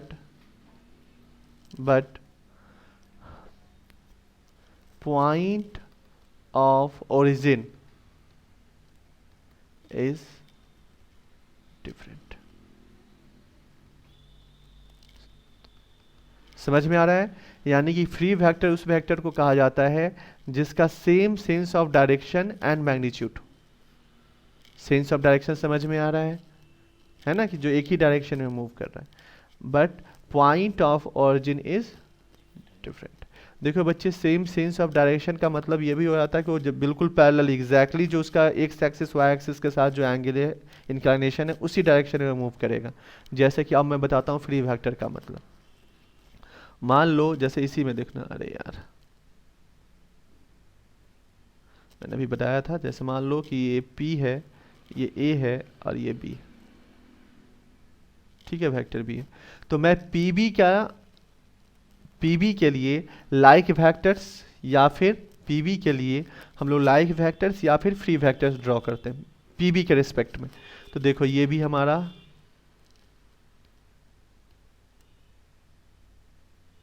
सॉरी, ये कुछ भी ले सकते हैं, ये वेक्टर हम लोग मान लेते हैं CD, ठीक है, कोई वेक्टर दिस वन EF, कोई वेक्टर यहाँ भी, समझते जाना। ये सारे वेक्टर्स का जो इंक्लाइनेशन है, ये वेक्टर्स सभी एक दूसरे के पैरेलल हैं। मान लो GH है, ठीक है, कोई वेक्टर मैंने यहाँ ड्रॉ किया, ये वेक्टर ड्रॉ किया, मान लो ये वेक्टर A है। मान लो कोई मैंने वेक्टर यहाँ ड्रॉ किया, थोड़ा सा रुको, ये वेक्टर मैंने यहाँ ड्रॉ किया, दिस वन, ये मान लो वेक्टर B है। मान लो कोई वेक्टर मैंने यहाँ ड्रॉ किया जिसका लेंथ, ये मान लो वेक्टर C है। ये सबका जो लेंथ है, ये वेक्टर, दिस वन वेक्टर, ध्यान देना, ये वेक्टर, ये वाला वेक्टर, दिस वन, ये सारे लाइक वेक्टर्स होंगे। सबका पॉइंट ऑफ ऑरिजिन सेम नहीं है, बट सेंस ऑफ डायरेक्शन जो है वो सेम है एंड मैग्नीट्यूड सेम है, मतलब सबका लेंथ सेम है। समझ में आ रहा है? तो ये फ्री वेक्टर हमने ड्रॉ किया। फ्री वेक्टर्स क्या होता है? फ्री वेक्टर्स जो होता है वो बहुत ही ज़्यादा बेनिफिशियल होता है वेक्टर एडिशन या सब्सट्रैक्शन वगैरह के फॉर्मेट में। ठीक है, अब देखो एक टर्म है वेक्टर्स लॉ, चलो उसको थोड़ी देर के बाद में आते हैं, फिलहाल तो ये समझ में आ गया। अब देखो मान लीजिए कि अगर हम लोग PA के सेंस में अगर हम लोग ड्रॉ करना चाहते हैं, ठीक है, PA, तो PA का मतलब ये हो गया ये सारे वेक्टर्स, इसके सेंस में हम लोग ड्रॉ कर रहे हैं। सबका लेंथ सेम है, मैंने यहाँ ड्रॉ कर दिया, समझ में आ रहा है, मैंने यहाँ ड्रॉ कर दिया, ये सारे ये लेंथ जो है सबका इसके इक्वल है ना। तो ये सारे वेक्टर जो हो जाएंगे वो आपके फ्री वेक्टर्स हो जाएंगे, या फिर फ्री वेक्टर्स हो जाएंगे जिनका sense of direction and magnitude जो है वो सेम। अब बोलिए क्लियर है? ठीक है, फ्री वेक्टर्स का मतलब क्या हो जाएगा। अब आगे बढ़ने से पहले अब यहाँ पे क्या है, rectangular resolution of vector in 2 dimensional plane. तो इसको शुरू करने से पहले हम लोग एक नया कॉन्सेप्ट को इंट्रोड्यूस करते हैं और फिर तब आगे देखेंगे। ओके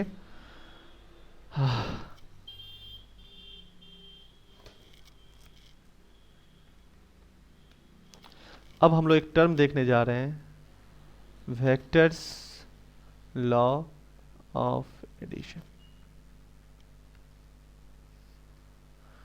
ठीक है, देखो बच्चे एक चीज़ याद रखो, वेक्टर लॉ ऑफ एडिशन का मतलब होता है नेट डिस्प्लेसमेंट इज 0। समझ में आ रहा है? इसको ऐसे भी और थोड़ा सा लिख देता हूं मैं, when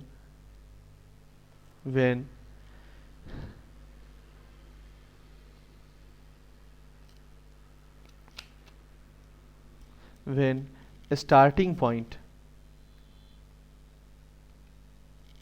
ठीक है, और ब्रैकेट में मैं लिख देता हूँ ओरिजिन। बच्चे यहाँ पे ओरिजिन का मतलब 0,0 नहीं समझना है, जहाँ से वो ओरिजिनेट होता है। when starting point and terminating point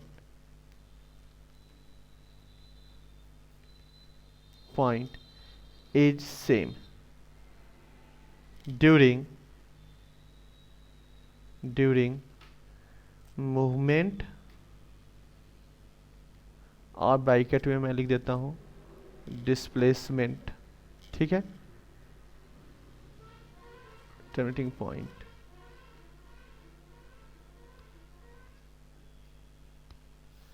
okay, when starting point and terminating point is same during movement and displacement. ठीक है, देन नेट डिस्प्लेसमेंट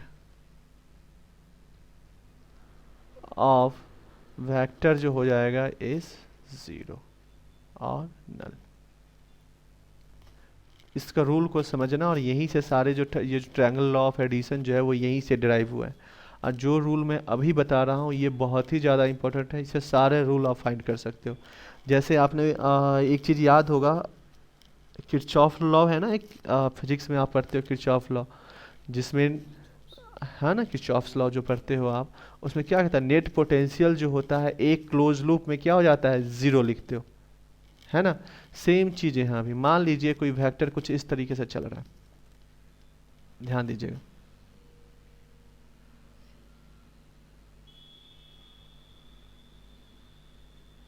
ए बी सी डी ई, मैं कुछ वेक्टर ऐसा लिख रहा हूँ, ठीक है। और ये जो है मैं सेंस ऑफ डायरेक्शन बता रहा हूँ, ध्यान रखिएगा। तो नेट डिस्प्लेसमेंट जो हो जाएगा बच्चे 0 हो जाएगा, कहने का मतलब ध्यान दीजिएगा, इस रूल को ध्यान रखिएगा, इसका बहुत जगह यूज आएगा। A B plus B C, A से बी के पास पहुँचे, बी से सी के पास, सी से डी पे गए, डी से ई पर गए, ई से ए पर गए, तो नेट डिस्प्लेसमेंट हमारा हो गया 0, अगर इस क्लोज लूप में कंप्लीट ले गए।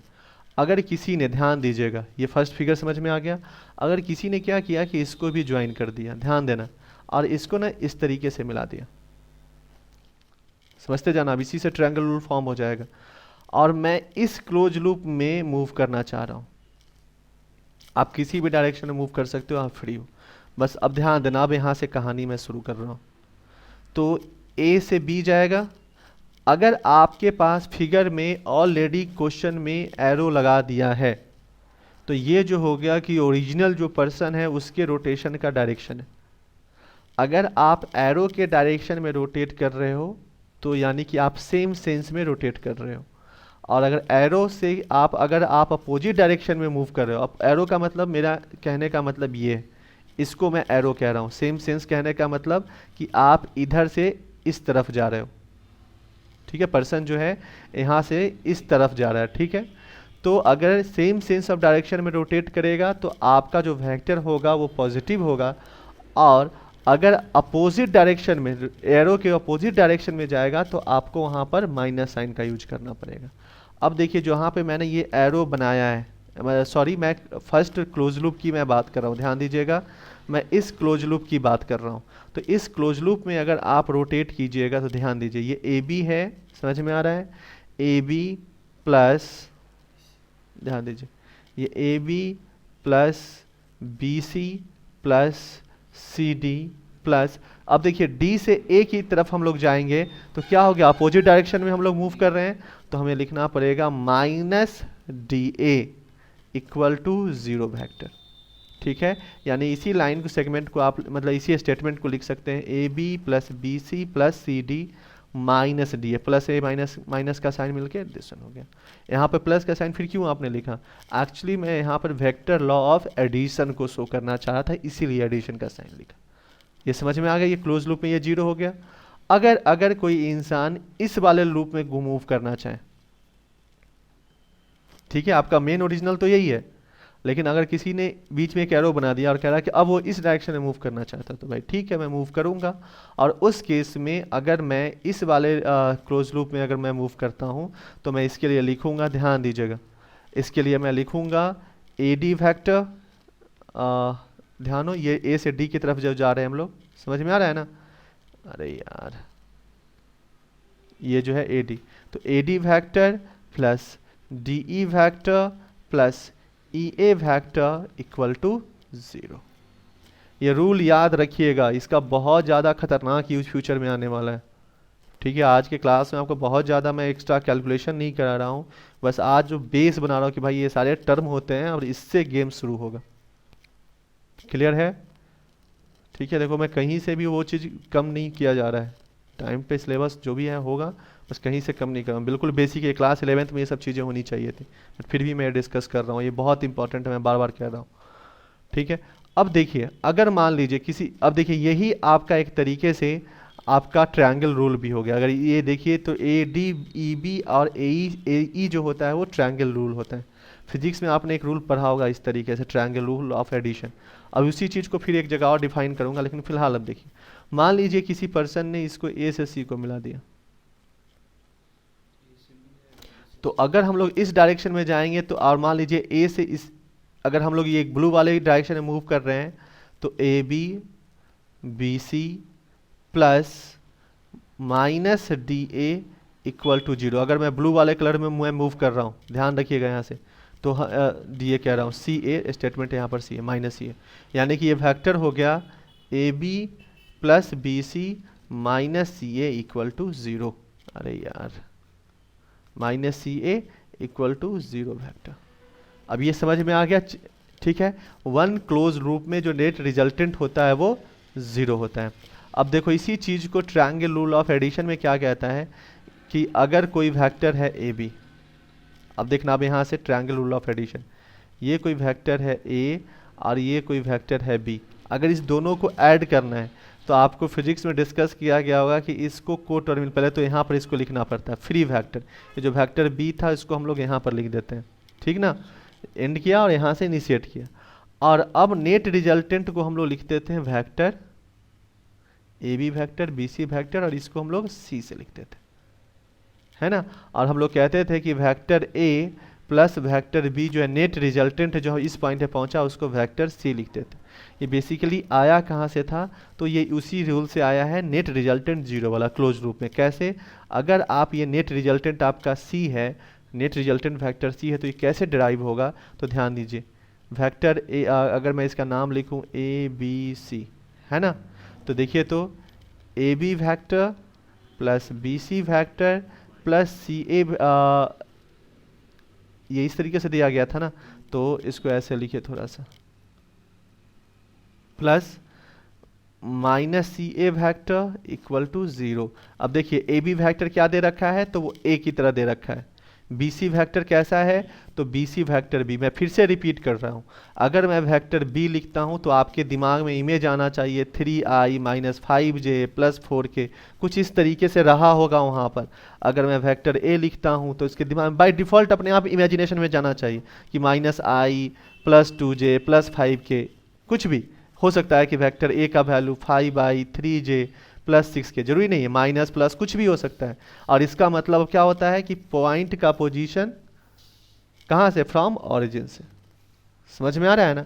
5 कर लो कि एक्स डायरेक्शन में 5 यूनिट, वाई डायरेक्शन में 3, अगर 3 लिखा है तो 3 यूनिट, और जेड डायरेक्शन में 6 यूनिट, इस तरीके से ये मूव किया होगा। आई होप समझ में आ रहा होगा। ठीक है, तो ये देखिए वेक्टर ए दे दिया, BC वेक्टर, वेक्टर बी आपको दे दिया है, और CA वेक्टर का मतलब हो गया माइनस सी इक्वल टू 0। ठीक है, क्योंकि A से C का दिया था ना ये C, तो मैंने C लिख दिया, A से C को C की तरह रिप्रेजेंट किया तो मैंने C लिख दिया। अब देखिए A plus B equal to C हो गया। ठीक है, मैं अभी फिर से, मैं बार बार इसको इसलिए बता रहा हूँ क्योंकि इसका खतरनाक यूज होने वाला है। मान लो बच्चे कि ये मैंने कुछ लिख दिया,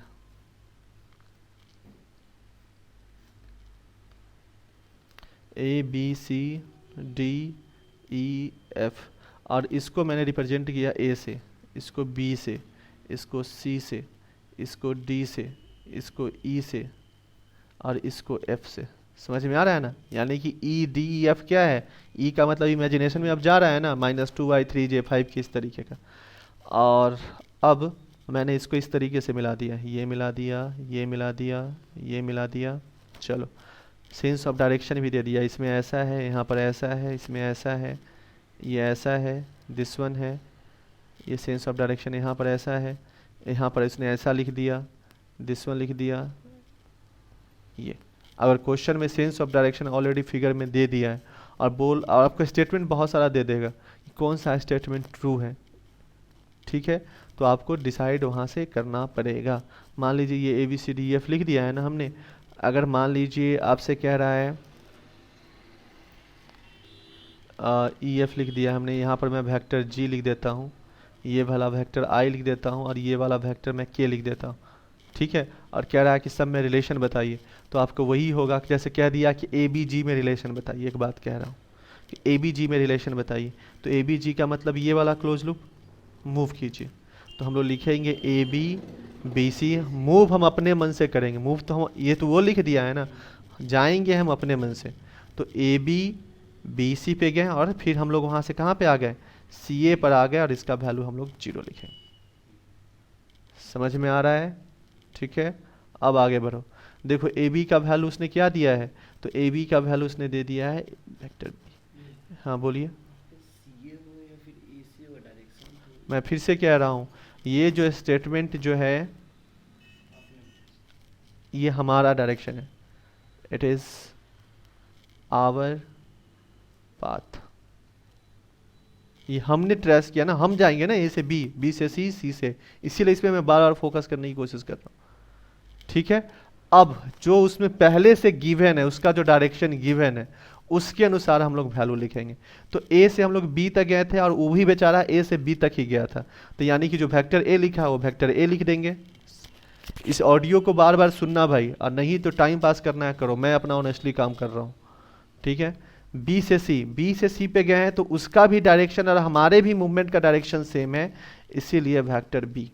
अब देखो CA, तो C से A तक गए हैं और जो ओरिजिनल जो पर्सन था जिसने ये क्वेश्चन दिया है उसका A से C तक है, यानी कि जो वैल्यू हमें लेना पड़ेगा, हम दोनों का जो सेंस है वो कंट्राडिक्ट कर रहा है, तो ये पे -G लेना पड़ेगा।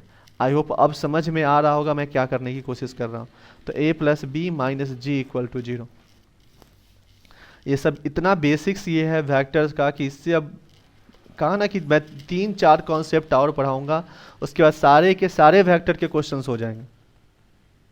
अभी 1-2 दिन ऐसे ही चलेगा और उसके बाद आपका वेक्टर अपने आप खत्म हो जाएगा। वेक्टर का एक बार बेसिक्स पढ़ा दूंगा तो आपके पास सारे वेक्टर्स अपने आप हंसते खेलते खत्म हो जाएगा। अभी बस ये सारे जो बुक का जो कॉन्सेप्ट बस इसलिए यूज़ कर रहा हूँ कि कोई टर्म छूटे ना, और आपके जो बुक जो आप पढ़ोगे वहाँ पर जब लिखा हुआ हो तो आप वहाँ से कन्फ्यूज ना हो, बस इसलिए। फिलहाल ये समझ में आ गया।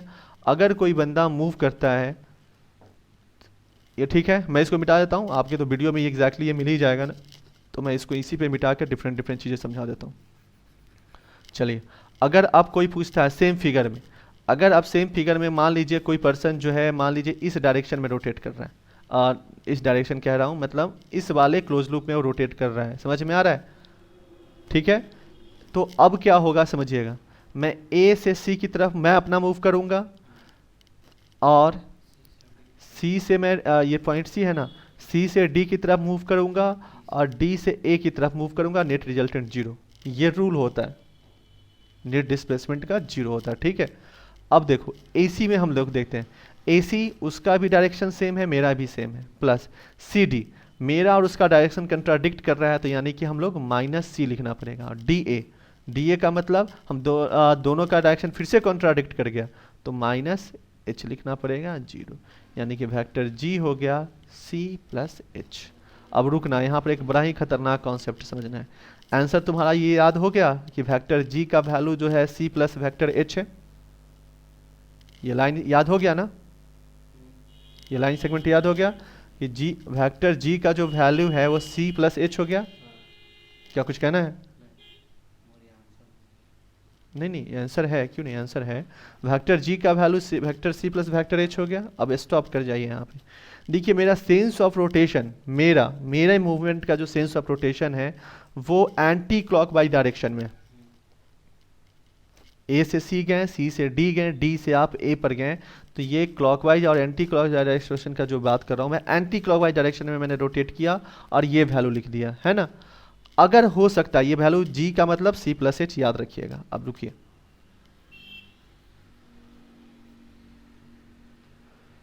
देखिए अगर कोई पर्सन जो है, मैं हमेशा एंटी क्लॉकवाइज डायरेक्शन में मूव कर जाता हूँ, लेकिन किसी का मन करेगा कि भाई मुझे नेट पॉइंट ए पे ही पहुंचना है, और मैं मान लो कि अगर क्लॉकवाइज डायरेक्शन में रोटेट कर गया, तो यानी कहने का मतलब मैं ए से डी गया, डी से सी गया और सी से ए गया, तब पर भी नेट डिस्प्लेसमेंट जीरो होना चाहिए, लॉ ऑफ एडिशन फॉलो होना चाहिए नेट डिस्प्लेसमेंट जीरो का। तो ये क्वेश्चन भी सेम आंसर देना चाहिए। पहली बात ये लिखना सही है कि नहीं, तो बिल्कुल सही है। आप चाहे क्लॉकवाइज डायरेक्शन में मूव करो या एंटी क्लॉकवाइज डायरेक्शन में, अगर जहां से शुरू हुए अगर वहीं पे एंड कर रहे हो तो नेट डिस्प्लेसमेंट जीरो। अब देखते हैं कि अगर ये जो रूल जो था वैल्यू फाइंड करने का, जैसे अभी हम लोगों ने देखा था कि G का वैल्यू C + H था, यहाँ पर वो चीज़ वैलिड है कि नहीं। तो देखो A से D तक हम लोग गए, A से D में गए, तो मेरे सेंस ऑफ डायरेक्शन मूव करने का और उसका डायरेक्शन सेम है। इस केस में पहले वाले में अपोजिट था, इसमें सेम हो गया, तो यानी कि ये क्या हो गया, H सही है। D से C गए, दोनों का डायरेक्शन सेम है। C से A गए, देखो इस बार अपोजिट हो गया, मेरा सेंस और उसका जो क्वेश्चन में सेंस दे रखा है, तो हमारे पास ये -G हो गया equal to this one. Clear है? अब देखो तो G का वैल्यू जो है C + H आ गया, यही था ना, H + C जो भी था आ गया। तो हमारे जो मैं, अगर जो ऑब्जर्वर है जो मूव कर रहा है, उसके सेंस ऑफ डायरेक्शन रोटेशन के डायरेक्शन से फाइनल आंसर पे कोई फर्क नहीं पड़ता है। हाँ, मीनवाइल ये चीज़ों में फ़र्क पड़ता है, यहाँ पर ये सारे प्रोसेस में फ़र्क पड़ता है, लेकिन जो फाइनल आंसर आता है वो दोनों सेम होगा। समझ में आ रहा है? तो ये चीज़ें क्लियर हो गया। अगर मान लीजिए सेम क्वेश्चन, इसको मैं मिटा दे रहा हूँ, ठीक है। अगर मान लीजिए, क्योंकि फिगर एक ही जगह बार बार फिगर नहीं ड्रॉ कर सकता हूँ, चलिए थोड़ा सा फिगर को और स्क्रॉल करते हैं नीचे और फिर और देखते हैं। अगर मान लो कोई बंदा जो है वो कुछ इस तरीके से मूव करना चाह रहा है, इस पूरे में मूव करना चाह रहा है, समझ में आ रहा है? यानी कि मैं कहना चाह रहा हूँ कि वो A से B, B से C, C से D और D से A जाएगा, तब पर भी नेट डिस्प्लेसमेंट जीरो। उसने क्या किया कि ये जो दोनों ट्रायंगल मिला रहा है उसको वो सिंगल तरीके से माना, वो बाहरी जो पेरीफेयर जो ये एक तरीके से क्वाड्रेट्रल जो बना उसके पेरीमीटर से वो मूव कर रहा है, ठीक है ना, उसके पेरीमीटर से ये मूव कर रहा है, पेरीफेरल से मूव कर रहा है। तो अब देखो इस केस में फिर हमारा ये AB, BC, CD और DA वाला कॉन्सेप्ट चलेगा, नेट डिस्प्लेसमेंट जीरो। और देखिए अब यहाँ से रूल, AB का मतलब A, same sense of direction, BC का मतलब वेक्टर B, CD का भी डायरेक्शन यहाँ पर अब चेंज हो जाएगा, क्योंकि मेरा सेंस और उसका सेंस अलग अलग है, तो -C, डी ए, दोनों का सेंस अलग अलग है तो दिस, यानी कहने का मतलब ये हो गया कि हमारा वैल्यू जो है vector A plus vector B equal to vector C plus vector H हो गया। ठीक है, और जैसे ही मैं वेक्टर ए बी सी या वेक्टर बी लिखता हूं तो आपके दिमाग में, मैं बार बार ये दिमाग में बैठाने की कोशिश कर रहा हूं, जैसे ही वेक्टर ए लिखा तो उसको आप single A B C D का लेटर मत समझिएगा। ठीक है, बिल्कुल आयरन मैन के टाइम से माइंड इमेजिन कीजिए कि वेक्टर ए जो होगा, जो उसके दिमाग में चल रहा होगा 2i3j5k, इस तरीके से। वेक्टर अगर किसी ने सी लिख दिया तो आप एक सिंगल लेटर की तरह ट्रीट मत कीजिएगा। वेक्टर सी का मतलब होगा कि वहाँ पर कहीं 2i3j-5k कुछ इस तरीके का वैल्यू वो अपने आप में इनसाइड में लिखे रखा होगा। लेकिन मैथमेटिशियन क्या करते हैं कि इतना ये 1 2 3 4 5 6 7 8, ये टोटल एक तरीके से 8 सिंबल लिखने से बेटर है कि वो बस एक सिंबल से काम चला लेते हैं। आई होप अब ये बार बार मैं बोल रहा हूँ, ये चीज़ें अब ध्यान में बिल्कुल रट गया होगा कि कैसे ये चीज़ें हो रही। ये क्लियर हो गया, आगे बढ़ सकते हैं। ये चेन रूल समझ में आ गया। वेक्टर, अब ये वही जो वेक्टर जो लॉ ऑफ एडिशन है ये बिल्कुल एग्जैक्टली क्लियर हो गया। इसका हम लोग फ्यूचर में यूज करेंगे। ठीक है, यही था ट्रायंगल लॉ ऑफ एडिशन, यही था आपका भाई ट्रायंगल लॉ ऑफ एडिशन जो यहाँ पर लैंग्वेज में इसने लिखा है। लेकिन ये जो डेफिनेशन है अगर लिखना है तो आप यहाँ से लिख लीजिए, लेकिन समझिएगा बिल्कुल ये वाला जो मैंने आपको समझाया है। ये सब डेफिनेशन एग्जाम में पूछने नहीं जा रहा है कि भाई ट्रायंगल लॉ ऑफ एडिशन को समझाइए, ये सब कुछ नहीं करने जा रहा है। ठीक है, अब आ जाते हैं ये सब का कोई खास मतलब नहीं है, अब फिर भी देख लो। देखो मान लीजिए कोई वेक्टर ए है, ये वेक्टर क्वांटिटी है और मैं इसको किसी क्वांटिटी सपोज दैट m से मल्टीप्लाई कर रहा हूँ, ये स्केलर है। ठीक है, तो अब होगा क्या, जिस वन से मल्टीप्लाई कर रहा हूँ, ये इससे मल्टीप्लाई कर रहा हूँ, तो ये वेक्टर ए के जितने भी एलिमेंट है सब में ये मल्टीप्लाई हो जाएगा। ये सब चीज़ें पहले से पता होगा, बताने की ज़्यादा जरूरत नहीं है। लाइक 2i है, 3j है, -2k है मान लीजिए, और मैं यहाँ पर कर रहा हूँ a की जगह ना मैं इसको कर देता हूँ 5a कर देता हूँ, तो इसका मतलब 2i 3j -2k यानी कि 10i प्लस 15j -10k, कुछ इस तरीके से जाएगा। समझ में आ रहा है, सारे टर्म में डेट इज मल्टीप्लिकेशन हो जाएगा। उसी तरीके से भाई ये स्केलर मल्टीप्लिकेशन समझ में आ गया होगा। ये स्केलर मल्टीप्लिकेशन ये बेसिक है, आप ऐसा ना किताब पढ़ो आपको लगे कि ये तो टर्म पढ़ाया ही नहीं गया इसलिए डिस्कस कर रहा हूँ। स्केलर डिवीज़न समझ में आ रहा है, मल्टीप्लिकेशन और डिवीज़न एक ही चीज़ होता है। अगर मैं यहाँ पर वेक्टर ए है और अगर मैं इसको m से डिवाइड करूँगा तो ये क्या होगा, वेक्टर ए के जितने भी टर्म है सब में डिवाइड हो जाए। जैसे वेक्टर ए मान लेता हूँ 2i है, 3j है और 4k मान लीजिए, और मैं वेक्टर ए को 2 से डिवाइड करता हूँ तो इसका मतलब हो जाएगा कि 1/2 से डिवाइड होगा 2i 3j 4k में, और ये वैल्यू आपको दे देगा, सिंपल सा है, i प्लस 3/2j -2k। समझ में आ रहा है ना इस तरीके से। अब मल्टीप्लिकेशन समझ लिया, ये समझ लिया। अब if two vectors are equal,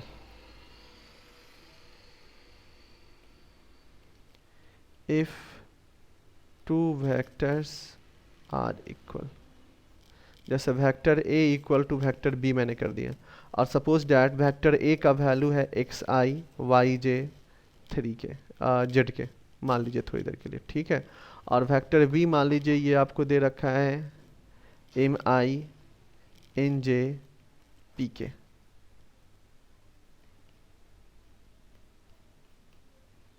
ठीक है, ये मान लीजिए pk है। तो अब दोनों वेक्टर अगर इक्वल है तो इसका मतलब है i का कोफिशिएंट i वाले के साथ इक्वल होगा, j वाले का कोफिशिएंट j वाले के साथ, और k वाले का कोफिशिएंट k वाले के साथ। यानी कि ये हो जाएगा x इक्वल टू m हो जाएगा, y इक्वल टू n हो जाएगा, और z इक्वल टू p हो जाएगा। ये सब पहले से पता है यार, इतना बेसिक है बट पता है आपको। अगर सिमिलरली अगर वेक्टर a प्लस b की अगर वो बात करता है तो ये हो जाएगा x प्लस एम आई वाला i के साथ, y वाला y के साथ, और z वाला z के साथ ऐड हो। ठीक है, जैसे अगर 2 वेक्टर है मान लीजिए, वेक्टर ए को थोड़ा सा एग्जांपल से भी समझा देता हूँ, पता नहीं कितना आप समझ रहे हो। 3j है और ये 5k और बी फैक्टर जो है वो मान लीजिए -i है, 7j है, 8k, ठीक है।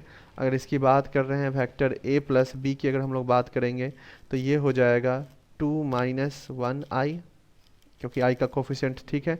यहाँ पर j का कोफिशिएंट ऊपर वाले में ये i है, ठीक है ना, प्लस j का कोफिशिएंट ऊपर वाले में 3 है और यहाँ वाले में 7 है, तो j का कोफिशिएंट ऐड हो गया।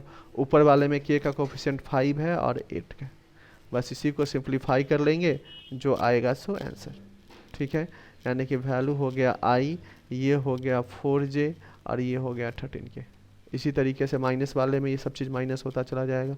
आई होप ये चीज़ें समझ में आ गया होगा, ठीक है। सब्सट्रैक्शन ऑफ वेक्टर जो यहाँ पे ये टर्म लिख रहा है, क्लियर है।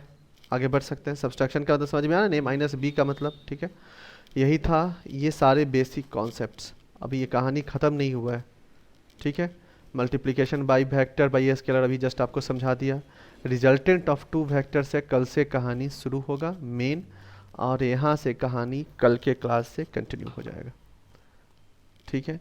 अब एक इसके बाद फ्यूचर में पढ़ेंगे linear dependent, non linear dependent, वो कल से ज्योमेट्री मेन शुरू होगा। तो आज के क्लास में इसी लेक्चर को 2 बार 3 बार 4 बार पढ़िएगा। ये बिल्कुल बेसिक्स है, कुछ भी इसमें नया नहीं है। क्लास 11th में आपने वेक्टर वाले चैप्टर में फिजिक्स का स्टार्ट होता है, वहाँ पर सर ने और भी ज़्यादा डिटेल में पढ़ाया होगा, क्योंकि फिजिक्स में इसका और भी ज़्यादा यूज है ना। आधा से ज़्यादा फिजिक्स तो वेक्टर क्वांटिटी पे ही बेस्ड है, तो वहाँ पे डिस्कस हुआ होगा। और ये मेरे मैथ्स में काम की ये सारी चीज़ें जो मैंने डिस्कस कर दिया, कल से जो हो प्योर बुक में आकर के कंटिन्यू करेंगे। तो आज के क्लास में इतना ही रहने दीजिए, क्लास यहीं पे एंड करता हूँ, ठीक है। कल के क्लास में इसको कंटिन्यू करते हैं।